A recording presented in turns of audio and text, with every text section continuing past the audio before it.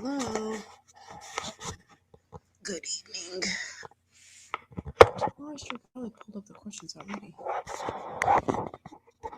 Alright. Got myself situated. Let me pull this up on my phone so I can see what's a one. Okay. Got it pulled up on my phone. I am about to fold up some clothes, and I figured I would come live while I do that.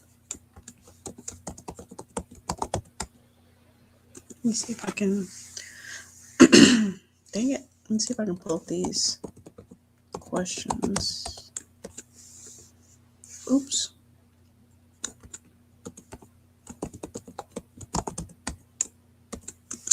I would not be surprised if people are getting some good rest.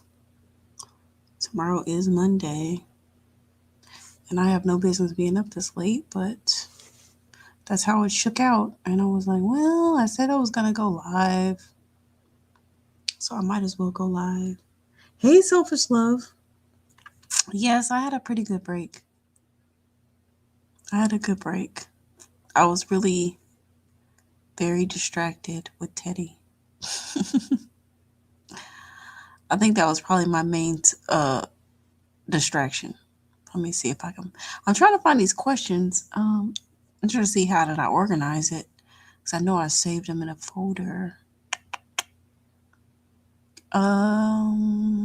Where are they? Help and support, privacy. Oh, let me see. Where are they? Mine. Sorry, y'all. I really should have had this better organized. I should have had this pulled up before I went live. But how are y'all doing? Hey, the woman who doesn't exist. How you doing, sis? And yes, the subscribers, the subscribers have been going up, and I haven't been posting anything. I noticed that people were accessing the old content, like going through the archive. So that's pretty cool. I'm grateful. I'm grateful that the content has been helpful. There's been people, commenting, hey, I'm a new sub, and they're commenting on like really, older videos. So that's a blessing. Where are the saved posts? Where are they? Okay, here they go. First date. Oh, I definitely want to share that. Okay, let's see. How do you get comfortable? Okay, here's one. Okay, this question says, how do you get comfortable, or how do you structure asking a man for money? And I mean in person as opposed to text or chat. I get so shy and uncomfortable when I want to ask a man, or if a man offers me money, I just end up declining but regretting it later. I went on a date with this guy I met last week. Apparently, his mother never worked, so he seems to have a provider mindset. He kept saying, when you're mine, I have to take care of you, or I got you, etc., etc. After I left and went to a friend's house, he called to check on me and asked me if I needed anything. He followed by saying, if you need some money, I'll swing by and give you some. Just let me know. I won't know what you need until you tell me. I simply replied, no, I'm good. Thanks. But of course, I would have liked some money. I just feel awkward about it when he asked. Perhaps it's because I'm not fully comfortable with him yet, or because I consider him an age mate, or I don't know what it really is. This only happens with me with certain type of men, though. I don't understand why. Well, girl, you got to learn how to receive. I think that a lot of women have a hard time accepting like money from men. I think a lot of times when black women especially have a hard time receiving anything from anybody. So ultra independent. So I would just practice on saying yes. Um, and then I will also practice on like having affirmations around receiving money, receiving help, receiving assistance, receiving support, receiving gifts, receiving just luxury. I would practice on that because that's a huge problem. Like it's a huge problem because sometimes what I notice when I'm talking to different women, it's like they have like opposing desires. So in one sense, they don't want to be in a relationship that's like draining them. They don't want to be in like a struggle relationship. And then also at the same time, they have this attitude of, I don't need anything. I don't want to accept anything. And they maybe have feelings and thoughts around, um, they may have feelings and thoughts around getting money from men, you know? And so they can be extremely awkward. Now, what I've noticed also from a personal perspective is that, being comfortable with money in general helps you in multiple areas. It helps you with business if you do have a business, as far as talking about your pricing and setting your pricing and feeling comfortable and confident about that. Um, Also, it helps you, like, if you have a job, as far as negotiating your salary and your benefits at your job and having like a confidence about yourself that you are um, that you're a valuable asset to the company and that you can, they should pay or you can go, kind of a thing.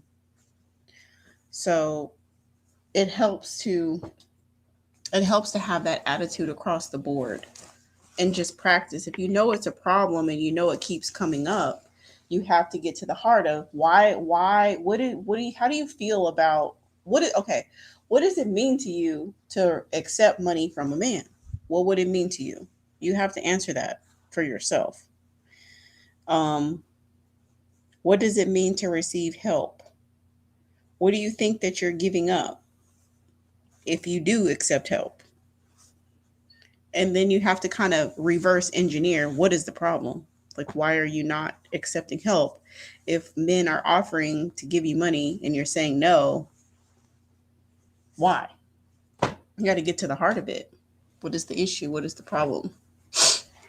That's what I would recommend. And then I would just have some things in mind. And that's why I've kind of talked to y'all about I've talked to y'all about kind of like having a wish list, or not a wish list. I talked to y'all about having knowing what your bills and stuff are and being very clear about what your bills and what your expenses are, because you need to kind of have that number ready and available should a situation arise where you need to be able to rattle that number off. You need to have it ready. The more information you have, the more confident you are. So when you are not in the dark about your own finances, then when you're not in the dark, then you're going to be able to communicate that clearly to someone who is trying to invest into you. And then furthermore, I would say also kind of have a list of things, like things that you would like to do. Like if there's a particular bag you want, or there's stock you want to buy, or if there's some type of cosmetic procedure that you want, or you want to go shopping, or you want, whatever it is that you want, a new car, it doesn't matter what it is. Kind of have a wish list written down so that when a guy's like, "Hey, do you need anything?" you always have an answer, and the answer is always yes. The answer is always yes. The answer is never no. Because I can honestly tell you, like, guys like that, they do kind of feel like, well, what is my purpose here if I can't do anything for you? Like, what is my purpose? Like, they will feel like, what is the issue? Why won't she let me help her? So you always need to be ready with an answer. You need to always be ready with the things that you want and the things that you desire so that you can get them. That's what I would recommend about that. I've never asked for money. They usually offered, so that's a great question. I think women have gotten so used to being shamed that they don't want to be seen as a gold digger. Yes, absolutely. And so when you say the word gold digger, when you say the word gold digger, I think that that's going to get to the heart of what is the problem. What is the psychological block? And so if the psychological block is, well, if I accept money from a man, then therefore I am a gold digger, then that is the underlying belief. And that is the underlying belief as to why you're not accepting the help. So then you have to reformulate how you relate to the word gold digger. Is it really that bad? Gold digger is not offensive to me. So yeah, I've been called that before. I don't care. Like, yes, and what else? I'm also a black woman. Like, okay, these are just descriptors. And so, I don't feel no ways about it, but there is a negative connotation among some sectors of people about the word. So if that word comes up, emotionally, when you're thinking about accepting a gift or accepting financial investment from a man, then that person has to get to the bottom of that, and they have to change how they think about that word. Because if not, if you keep on rejecting help and you keep on, you know, being ultra independent and you end up falling in love with a dusty, then you're going to be in a struggle bandit relationship and working yourself to death. And you're going to be like, how did I get here? And it's not like you just woke up there overnight. There's all these things that set up certain people to end up in situations like that. So that is a common theme. That's a common problem that I see a lot of women having. So as far as asking, it's always great not to ask. I as far as I would say like money exchanges, I would say like if there's 4 money exchanges, I would prefer 3 of them be like not initiated by me. As far as like prompting, I would prefer the man be like, "Oh, do you need? Oh, I see you at the mall." Sometimes that's happened to like one of my guys. I'll be like, "Oh, I'm shopping," and I'll send them pictures of like what I'm trying on, and they're like, "Oh, can I buy your dresses?" Like they're asking me if they can like be so like they think they think okay, this is how they put it. They make it seem like buying me the dresses is doing them a favor. Seriously. They're like, would you let me buy it? Oh, of course. Thank you. Sure. And then, like, one of my guys, he kept giving me cash all the time. Like, every time I saw him, he'd be like, oh, this is for just to help you out. Oh, here's cash. And then, he finally got my cash app and he's like, oh, I'm so glad I got your cash app because now I can help you with different things and expenses whenever, you know? So that's always the best. And that's what we are kind of talking about yesterday. We were talking about guys who are like internally motivated because internally motivated is always better. It's like I will ask. I was thinking like since it's Christmas and all of my little throwbacks are like coming back, I might be trying to run a little game on them just to see what I can get. So I'll probably ask. I'll probably ask for them because I'll probably be like, "Hey, would you buy me a lipstick?"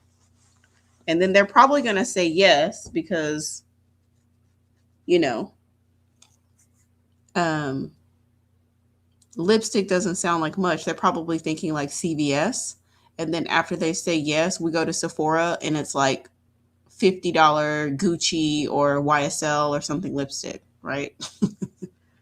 So that's what I'm thinking about doing. Who knows?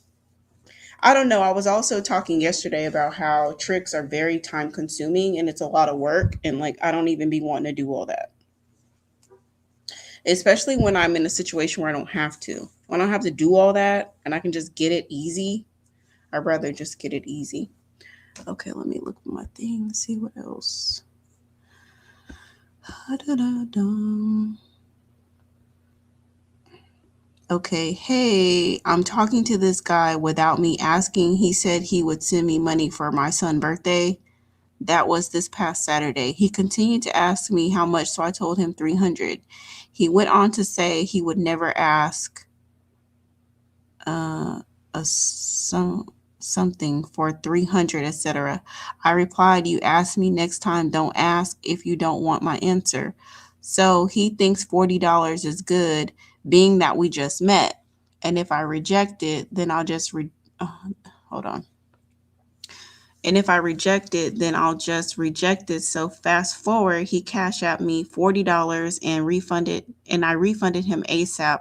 I will forever set the tone how I allow a man to treat me. I told him I wouldn't accept $40. He still sent it. And so I declined it. I don't think I was wrong. What is your opinion? Um, Girl, I used to do that. I think I've told y'all I used to be more of a brat, and if I didn't get what I wanted, I would send it back. But now I just keep all money because like you can just use that $40 for gas, you can you can use that $40 for whatever, you could use that $40 to save it, put it in your savings account. For money is money, and it's like you're not always going to get what you want. Now, he may be thinking that he's investing at a level that's going to garner him a certain level of devotion from you, and that's not the case. That's not the case. Just because he sends you $40, that doesn't give him the access that he may be seeking. So, if he wants to send $40 for your son's birthday, okay, that's fine. Get the little $40 and do whatever you want to do with it. And then treat him like $40, basically. Treat him, give him the $40 treatment. Like, give back to him when you get good and ready to. And, he doesn't get prime time Saturday nights. Saturday nights are for my heavy hitters. You know what I'm saying? He doesn't get a Saturday night from you. He doesn't get instant text messages. He doesn't get pictures. He doesn't get videos. He don't get none of that. He gets a heart emoji for the $40 and he gets silence, like, maybe you get back to him the next week. But, I keep all money at this point. Like all of it could be $10, $40, $100. I don't care. Like, I'm going to keep it. So that's my opinion on that. Keep the money. It might not be what you want, but when you ask a man for a certain amount of money and he sends you what he thinks you worth, then that's fine. Just, you know, treat him the amount of money that he sent. That's how you treat him. He sends $40, then give him the $40 treatment. There you go. All right. I know that's right. Yes, it's definitely okay. Ask the throwbacks. They need to pay the to be entertained at this point. Yeah, girl, but to be honest with you, I'm not about to entertain them. One of my guys, I might, but he really irritated me the way he departed ways. He irritated me. So if anything, I would run his pockets the most than the others. I would definitely run his pockets the most. Yep, sure would. Because it was uncalled for. His behavior was uncalled for. So, um, yeah, we'll see. If I get some energy, because I have other potentials that I'm entertaining right now. So it just depends on if I find pockets of time and energy to even get back to them, because like all of them have been left on red. I mean, unread, So like delivered but unread. Literally, I saw it coming through and I archived it immediately. Didn't even take the time to answer or anything. So we will see. Okay, let me see what else we got in this folder. Q&A.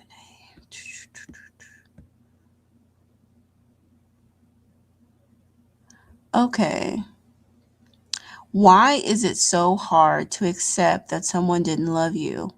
Why does it feel like I wasn't good enough? I'm so crushed. It's been 3 months and I still feel pain in my chest at just the thought of him not being in my life.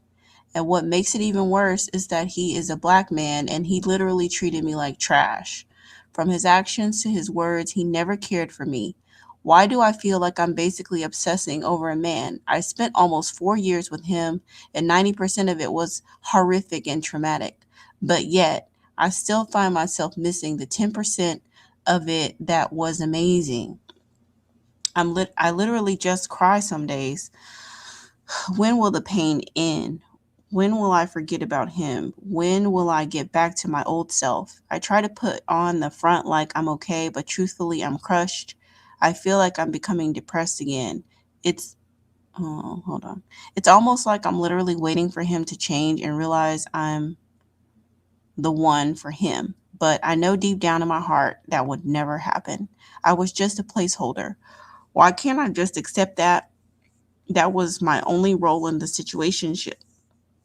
I know most of you will call me dumb and tell me I'm stupid, but I can't help but to love this man so deeply. This is just a rant. Any advice moving on would be great. It's been 3 months and I date constantly. I'm tired of dating. Ooh, child, that's a mouthful. Oh my goodness. Um, well, I mean, I would think about like what is love to you? I think that that's probably number one. What is love to you? If is love trauma? Is love pain? Is love horrific? These are your words, horrific and traumatic. Is that love? Is that the type of love that you want in your life? Is that love? Does that man love you if you're feeling trauma and a horror? And you kind of have to define what is love. How do you want to be loved? How do you treat yourself? And then, once you figure out what is love to you, then you can kind of start, unpacking these strong feelings, because it sounds like a trauma bond. It sounds like trauma bonding, and it sounds like um, some codependency. The guy seems very narcissistic. So you can kind of look and see how narcissists endear themselves to you or make you endear yourself to them. And sometimes we're trying to work out old stuff, like from our childhood, into a relationship. So we get into a relationship and it doesn't overtly remind you of, like, say your dad, for example. If your dad was absentee or something like that, it doesn't overtly seem like that, but ultimately you end up trying to work it out with this guy who doesn't want to be with you. Because it's like your inner child starts to get activated, and your inner child feels like, well, if I can make him love me, then I couldn't make my dad stay. I couldn't make my dad love me, but maybe I can make him love me. Because you wonder why your dad abandoned you. Like, that's like a legitimate feeling. Either you think it subconsciously and consciously, or you just think it unconsciously. Like, why wasn't I good enough for you to stay and be my parent? And a lot of times, Black women never really grapple with that question. And we just pretend like everything's fine. I mean, I know plenty of women, even in my own family, who have like major daddy issues. They're married to a whole trash bag. And they're never going to divorce that trash bag because they won't even deal with their own daddy abandonment issues because it's just very uncomfortable and inconvenient. It's not fun to face those facts. And it's easier to just pretend like everything is fine and you don't care. And, oh, I have a master's degree and I have all of these things. And I don't, obviously I didn't need my dad. If I needed my dad, I wouldn't be so successful. Well, yeah, you may have the master's degree and the 4-bedroom house and the nice car, but you're dealing with trash bags. Why are you dealing with the trash bags? Is because you have unresolved issues around your dad abandoning you and you're trying to work it out. You don't know that you deserve better. You don't know that you deserve better. You don't feel that you deserve better. You think that love is struggle. You think that love is compromise to the point of compromising your own sanity, your own like worth. Like you don't understand that you're not supposed to be supporting a grown ass man, that you're supposed to be supported as a woman, especially when you have small children. You're the one who's supposed to be being supported, not the other way around. But until you grapple with those things, then you just keep end up repeating the cycle over and over and over again. And I think it's really easy to say, like, sometimes people, we be looking real good on the surface. We be looking real good. Our hair be slayed to the gods. And our relationship life is just in complete turmoil.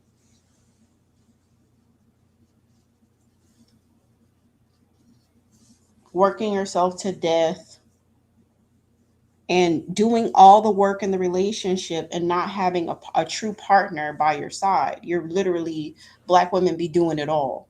They be doing everything and then want to post a picture on social media like everything is fine when everything is not fine. I know plenty of people like that personally. I know that they're with the whole trash bag, but they be posting on Instagram and Facebook about how happy they are. Ooh, we're on a trip. Yeah, you're on a trip, girl, that you paid for. His ass didn't even pay for it. You know what I'm saying? They be doing stuff like that. You got a picture of him holding the baby, and that's literally like the only time he ever even had the baby. He don't even do nothing with the baby. And you just threw the baby in his hand and like, ooh, take a picture. And then people like, oh, you're such a great dad. Meanwhile, he don't even deal with the baby. He don't even deal with the baby. You do everything for the children. He don't do nothing for the children. He come home and get on the PlayStation. You go to work, come home, clean, cook, take care of the children, pick the children up from daycare, get them situated. You're doing everything. He playing the PlayStation, doing the bare minimum.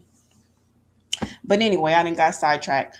The next thing I would say about that is try not to fall in love until it's safe. It's so many times we have this deep longing for connection, which is natural, but you really need to channel that connection towards connecting with your own self. You know, Focus on connecting with yourself and loving yourself. And I don't mean to be cliche, but literally, you should be your own best friend. You should be your own, you know, like you should be auto contained in a lot of different ways. You should be your own best friend. You should be your own soulmate. You should be your own other half. You should be complete. You need to work on falling in love with yourself. Don't fall in love with a man. Try not to, period. But definitely don't get into a love situation until it's safe. It should be safe first. When I mean safe, I mean you need to work out all the business. Okay. You need to work out all the business details first before you start talking about love. So if someone is traumatizing you, it is not safe to love them. They are not a safe person to love. Your love as a Black woman is not redeeming. I think that we be real delusional about what black woman, we be so caught up in black woman magic and this and that. We think that our love can redeem a trash bag bandit. Seriously. You think your love is so powerful and so potent that you just gonna love him out of degeneracy. You're just gonna love him out of being abusive. You're gonna love him out of being a trash bag. But it don't work like that. I'm here to tell you it doesn't work like that. We are amazing and we are definitely magical, but it don't work like that. It don't. So, before you get to a situation like that with another person, you need to make sure that it is safe. Is it safe for you to let your guard down a little bit? Is it safe for you to be vulnerable? Is it safe? And that means like lots of investment. That means lots of investment. That means you will have received lots of investment. That's one way to know it's safe because he put his money where his mouth is. He has demonstrated to you that he has the ability and the desire to take care of you. You know, and you see that over time, and you get into situations where, even if it's just verbal protection, will they verbally protect you? Look at the situation with Tobey and Fat. Like, he was supposed to protect her. He got on there and embarrassed her and dishonored her. He was dishonorable in his treatment of his wife or child's mother, whatever she is to him. He is not safe for her to love. He's proven himself not to be safe over and over and over again. So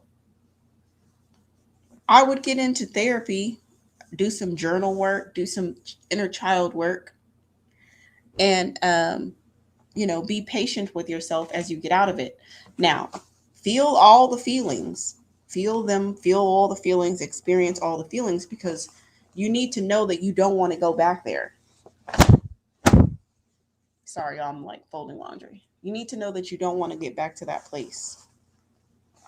Because that's probably like one of the best things that I've learned as I re-entered the dating game. It's like I literally like I may feel some feelings like, oh, sometimes I'm disappointed about certain things or irritated about certain things.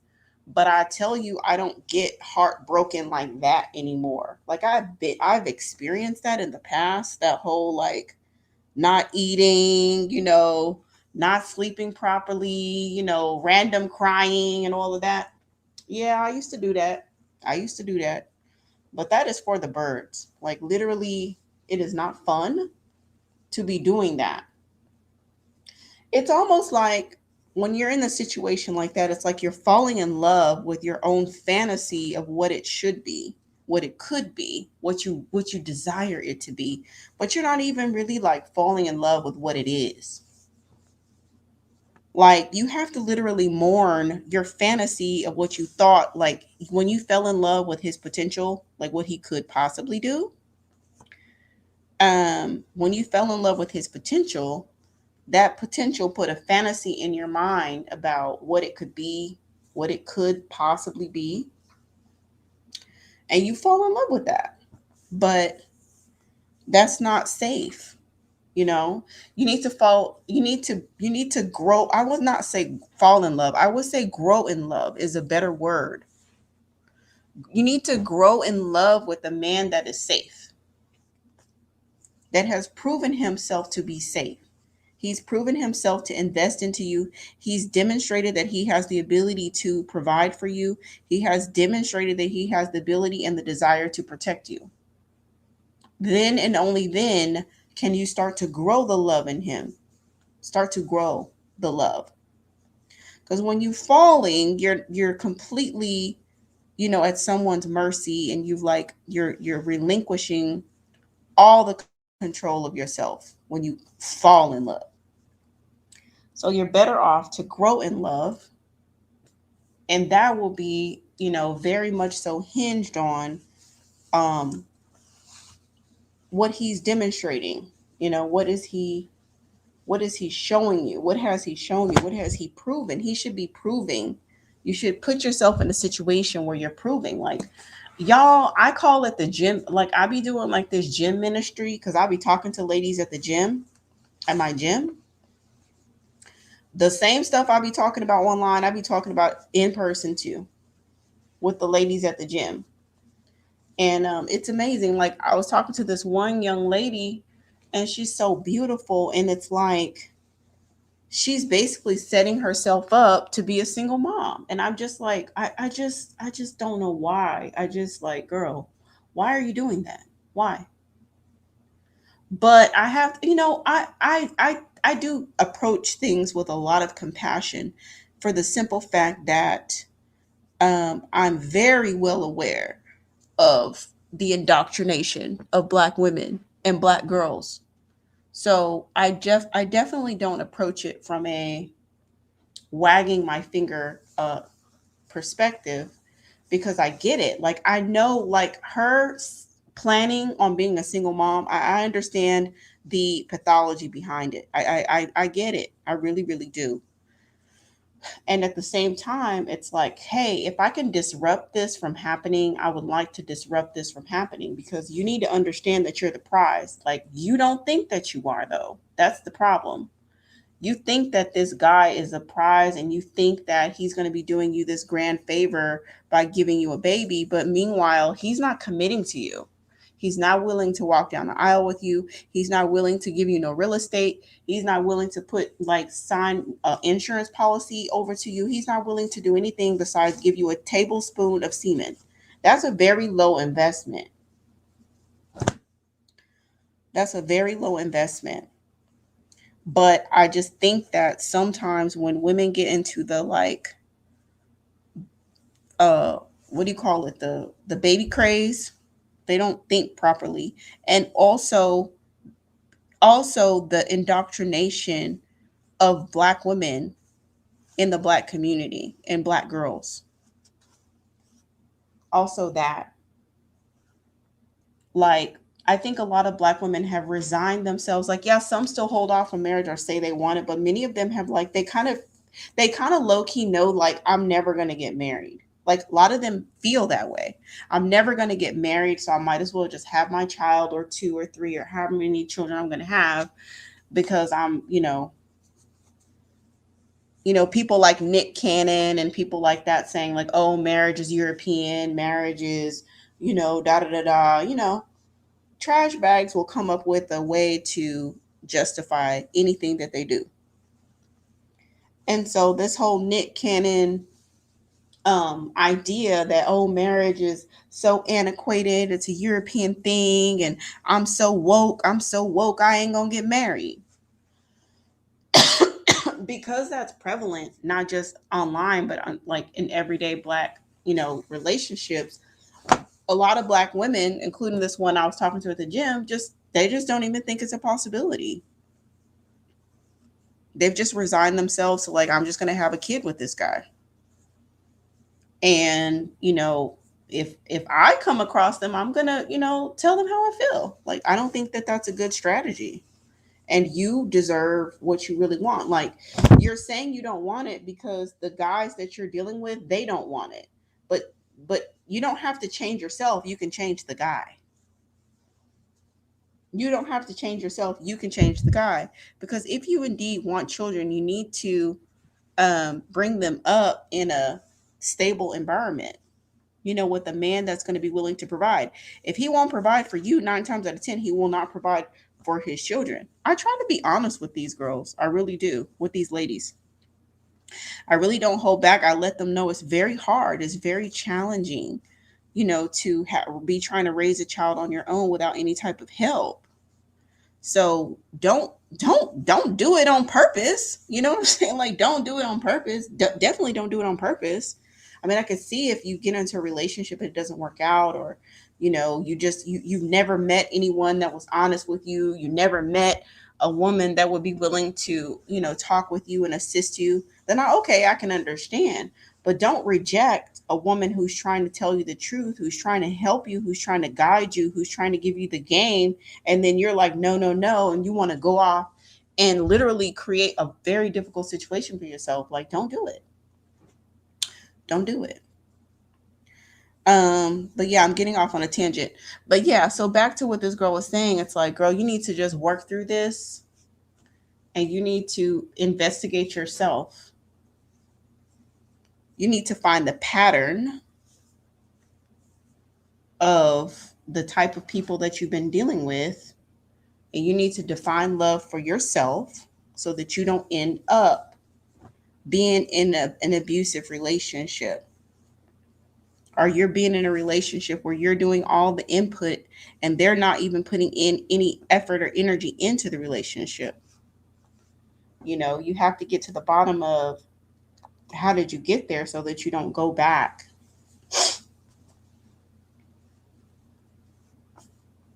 And definitely detox, detox from the situation. And you're like, oh, I don't want to date. I'm tired of dating. I've heard that a lot. Um, I think most of the women who are, quote, tired of dating are the ones who think that every single man is the one. Those are the women who the most tired of dating because they're the ones who receive the most disappointment. Like literally every single man they date that looks good on paper, they think, oh, he's the one. Oh, he's the one. Oh, he's the one. Oh, he's the one. And so every single time that relationship does not end up in marriage or end up in a serious relationship, they think of it as like a huge letdown, or they think of it as a huge, disappointment. And then now, or they just are they're like team too much. They're just doing too much too soon. And, really, dating one man at a time, you know, that kind of a thing. And then they don't like dating as much. It's really about like how you approach it. If you approach it from a place of like, I might meet somebody, that I end up being with for a while, and I want to have fun. I want to explore things. I want to, see different things. Then it's a little bit more fun. You know what I mean? So, anyway, that probably could be like a whole that question.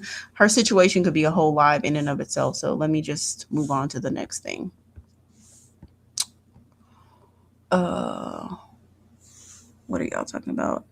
How do we know when it's safe? You will get over him when time is right. Be patient. Give yourself time. How will we know it's safe? It's safe when a man has demonstrated himself over time. You know, he should demonstrate himself over time and in different situations.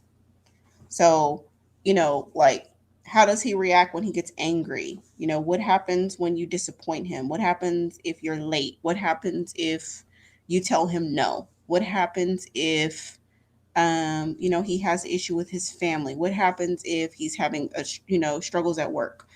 You need to observe him in multiple different situations, and see how he's able to maneuver them.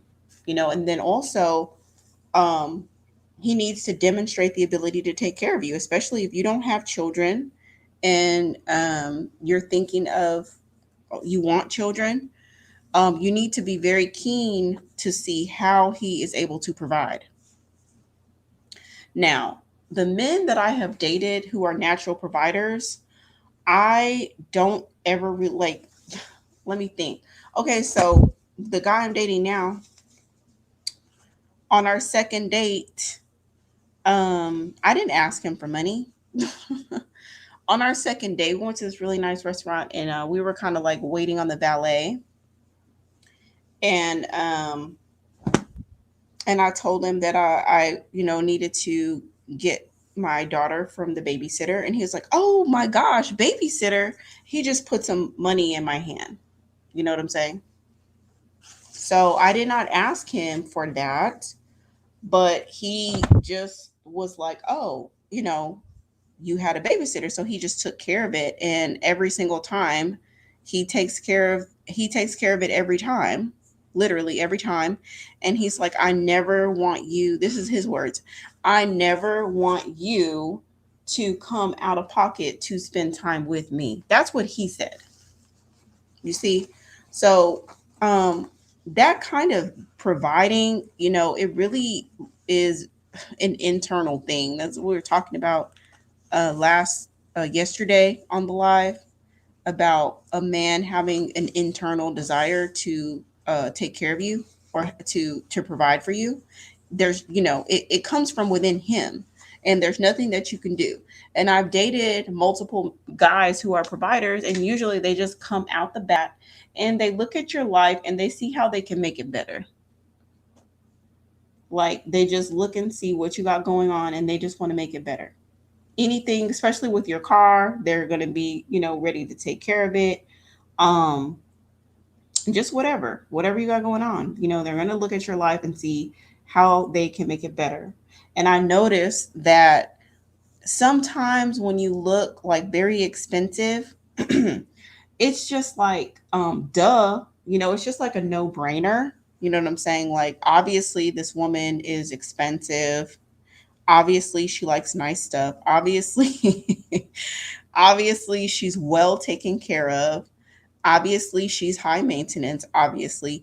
And so they see that and they know that, and then they just start contributing to the upkeep of you. You know what I'm saying? And the stuff that you have going on. So when you have sustained ability, sustained time of them providing, and you have a sustained time of observing them in different situations and observing different qualities about them, then you can start, allowing yourself to, develop feelings, but definitely make sure that you wait until it's safe. It shouldn't be this giggly, oh, I love, sitting on the couch with him and watching Netflix, and I'm falling in love with him, and we're watching all this Netflix. It's like, okay, Netflix is not a skill.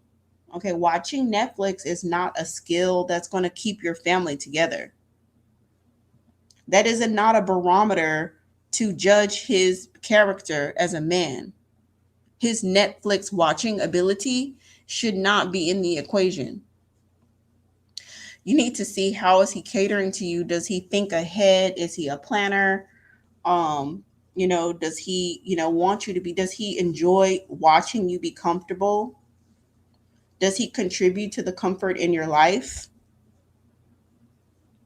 Is he organized? Does he have a, is he maintaining his home? Does he have like a lucrative career?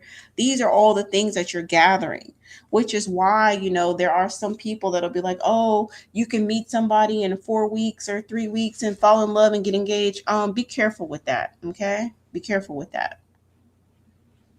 I'm saying that as an older woman. It's still weird for me to say that, but it's true. I'm grateful for the years that I have. I had their years and their wisdom. Okay. So be careful with that. That does work for some people, but for some people it can also be a disaster, because anybody can be infatuated with you on the short run, but what about the long term? What about down the line, and what about that same person under different circumstances, different situations? What about under stress? What about under transition? What about, you know what I'm saying?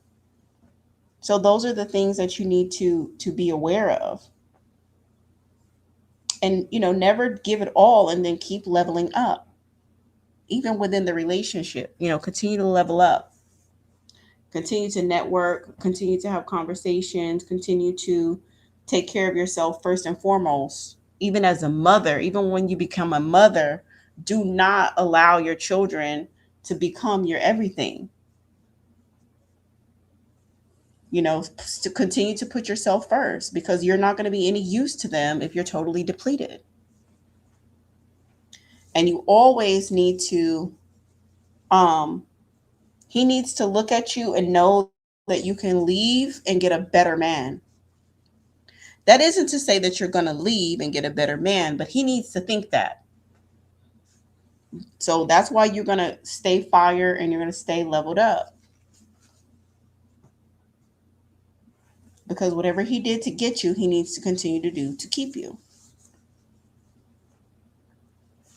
Damn, baby. Oh, Lord. Baby spoon. uh, that was a great observation. Are they called hopeless romantics? Um, yeah, that's definitely something that I would never describe myself as a hopeless romantic. Like, I'm not a hopeless romantic. Um, yeah, I'm not a hopeless romantic. And like, now, I mean, I'm not like an emotionless like drone or anything. I have emotions too. I just, I try to be strategic about it and I try to think about things before I act. Even though it's difficult at times, but I still, I definitely do, think about things. And like now that I'm dating one person consistently, things become more challenging because then you're like, things just become different. I wouldn't say challenging, they just become different. Um, once you're dating the same person for a while and you're like, okay, what are we doing here? What's going on? And, what has helped me is to think about what am I doing? Like, what is the next thing I've got going on? Honestly, the next thing I have going on is my Christmas list. And then it's his birthday. And I think we might do like a little staycation for his birthday. And then we have Valentine's Day, and then I'm about to focus on getting my eyebrows and my orthodontics and stuff like that. So I'm thinking about like, oh, and then my hair. That's been a whole situation. I cannot find a stylist that I like, and he keeps asking me because I asked him. I was like, well, I really want to get my hair done, and I'm explaining like black hair to him, and he's just like totally clueless, and he's like, well, whatever you need. And so I'm like, I'm looking for a stylist, but it's been kind of challenging, and I'm trying to find like hair that I like, and I'm kind of like, I need to get on it. I really need to get on it because I really want to like have my hair done before Christmas. So I have a consultation coming up this week with this stylist, but I want to like kind of check out some other ones too. Anyway, he was like, when are you going to be ready to get your hair done? Like, I know you want to do it. And I'm like, oh yeah, I do. So anyway, so yeah, so I think about like, what do I have coming up? Like, what is going on? What am I getting from the situation? And so like, I need to get my hair done, and then the Christmas list. And I think about things on a like case by case basis instead of astral projecting into the future.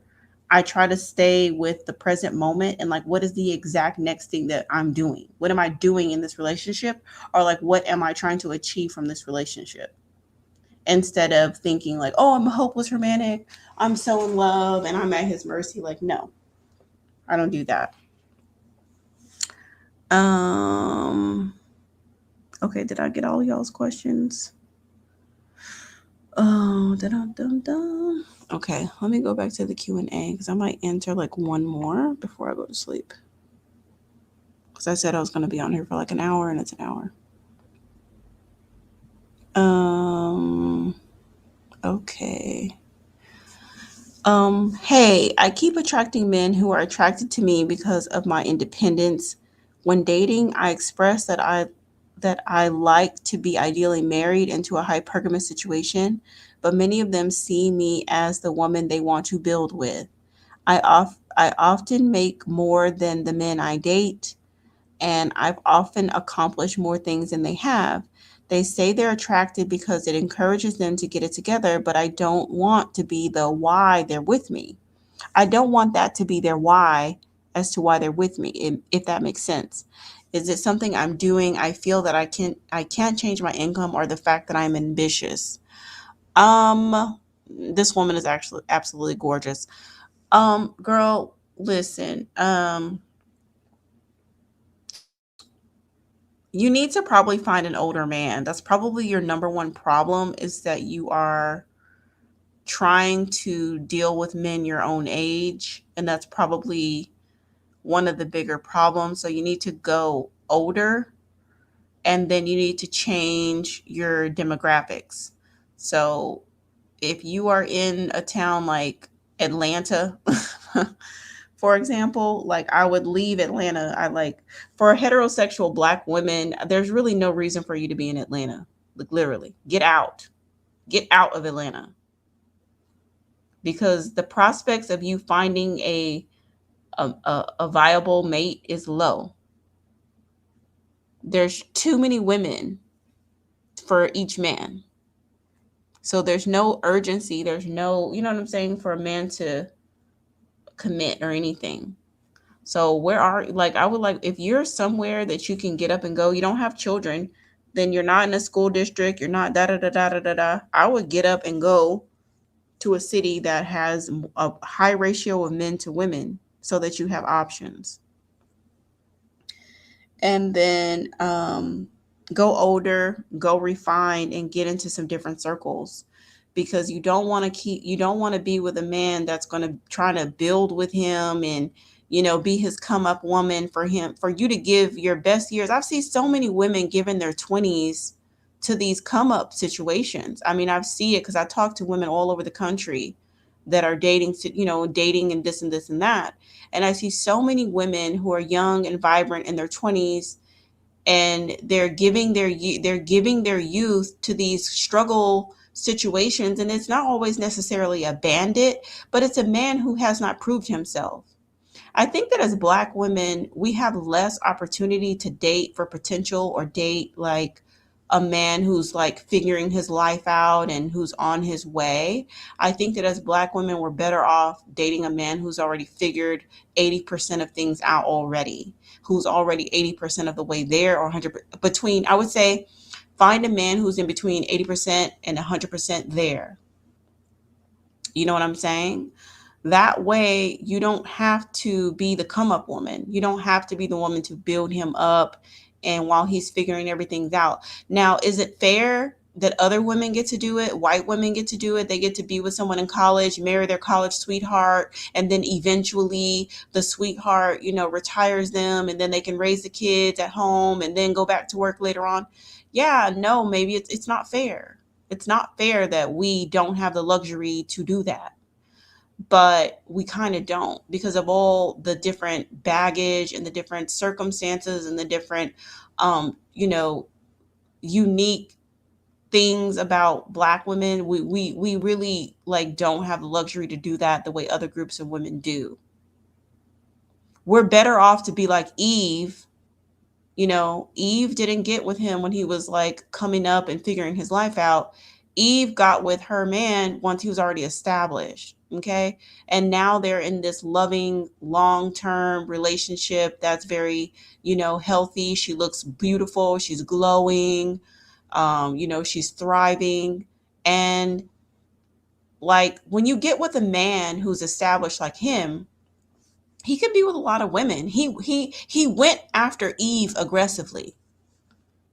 He went after Eve assertively. Like this man like flew across the world, setting him, like he was literally smitten with her. So um then, you know, when you get with a man who's established and he wants to be with you and he pursues you, you know it's because of you, because he could pursue any woman, but there's something about you that he's pursuing. He just has to have you.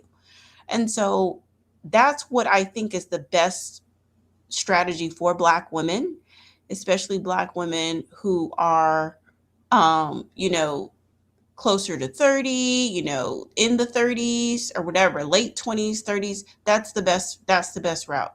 It really, really is, because it lowers the possibility of being a come up woman. It lowers the possibility of someone not knowing what they want, and they're like, oh, let me just try a black woman. I don't even know if this is really what I want, but let me just see, and wasting your time potentially, you know? Or, oh, well, she's convenient, she's sweet, she's resourceful, she's a motivator. Like, some men will use you as a personal cheerleader to get them through school and then move on. And you think that you're, eliciting loyalty from them because you're so supportive of them while they're struggling, they're in grad school, they're doing this, they're coming up, and you think that, your devotion is going to, end in them committing, and then a lot of times it doesn't end up like that. So, you know, if you're going to be dating someone who's coming up, I would never be exclusive with them. Never.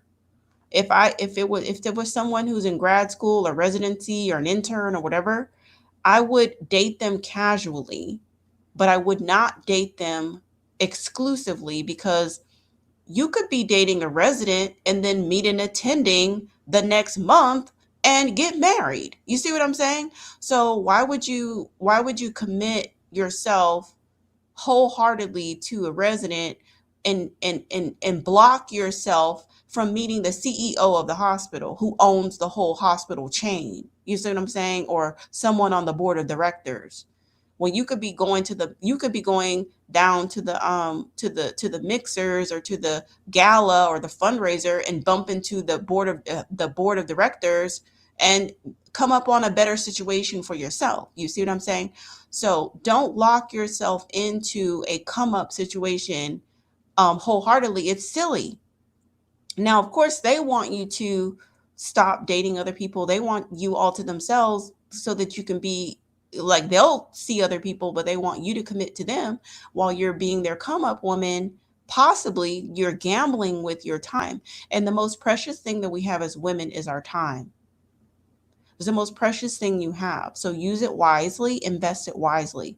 Let them invest their money, and then while you invest your time. So be smart, be strategic. Expand your horizon. Don't lock yourself into a certain. If a man is not credentially where you are, and you know for sure that you want a man who is doing more than you, who has more than you want to be high. First of all, don't tell no man that you're hypergamous, okay? Don't do that. You can be hypergamous, but don't say that on a date. Like, oh, I want hypergamy. Like, don't do that. But if you know that if you, now a lot of y'all be saying y'all want to be hypergamous, but y'all don't even want to be about this life. So I don't know, but let's just say that you do. You do want to enter into a hypergamous relationship. Then the moment that you see that it's not hypergamous, stop what you're doing. And I think that we have so much programming as Black women that says that we're supposed to find love in wherever, like a trash man, a handyman, a person who drives the garbage truck or whatever. Like, we've been indoctrinated that we have to make ourselves available to anybody that is pursuing us, and give them a chance, per se. Like, you never know, and love trumps all. But that and hypergamy are, they're the opposite end of the spectrum. You cannot hold both of those belief systems in the same approach, in the same, like, being. They're opposing factors. So you really have to choose if you're really about that hypergamous life. If you are, when a situation presents itself to you that's not hypergamous, you have to disengage immediately and stop it and move on, so that you can open yourself up to hypergamy. If you keep on running into the same type of people, then you need a new environment. You need a different strategy. You maybe need new friends. You maybe need a new network, so that you can start running into the men who are going to be, have more to offer than you. If you're ambitious, then that's fine, but you don't have to lead with your ambition. You can lead with some other aspect of yourself. You know, there's you're multifaceted. So what else about you that you can sort of like lead with, instead of the ambition and the achievement, you know? Who are you outside of that? Like, that's nice and that's fine and you can check that off the box, but who are you outside of that? Who are you when you're just existing? And lead with that. You definitely don't want to enter into a situation where you're competing, because that you don't end up getting taken care of when you're competing with the man that you want to be with, because then he thinks you just don't end up getting as much. And trust me, like, anyway, we can talk about it later, y'all. We can talk about it later, but we need to, yeah, like how to get that investment. Like, what parts of yourself do you lead with that just makes them want to slip money into your purse? Because this is the thing about hypergamy, and this is the thing about dating up. Um, you it's lucrative along the way. You know what I'm saying? It's lucrative along the way. Like, until you might be heading to a destination, and just because you haven't gotten to that destination does not mean that you're not racking up stacks as you get there. You know what I'm saying? And continue to level up. Um, what do I mean by compete? Well, like, sometimes, to be strategic, you kind of have to uh you kind of have to, like, get information from him before you start dispensing information, so that way you're not directly competing. Like, for example, like, I've traveled to Asia, but I used to talk about that, but I really don't anymore, because I found that, like, when a guy is trying to impress me and he's telling me where he's traveled, if I've been somewhere more, like, exotic and better, like, they look so deflated, like, oh damn, like, you know. So what I've done now is, like, I don't really mention that, like, some of those, like, more, like middle, like, I've been to the Middle East, I've been to Asia, but if he wants to tell me about his trip to Italy and he's trying to impress me, I'll just let him go. You understand? Like, oh, okay. Oh, that's good. That's nice. Oh, yeah. I've been here and I'll be like, oh, I've been to Mexico and I've been to the Caribbean, just to allow him to be oh, you're the travel guy. That's fine. Whatever. Because ultimately, at the end of the day, when he realizes that I haven't been many places, he's like trying to take me somewhere. He's trying to impress me.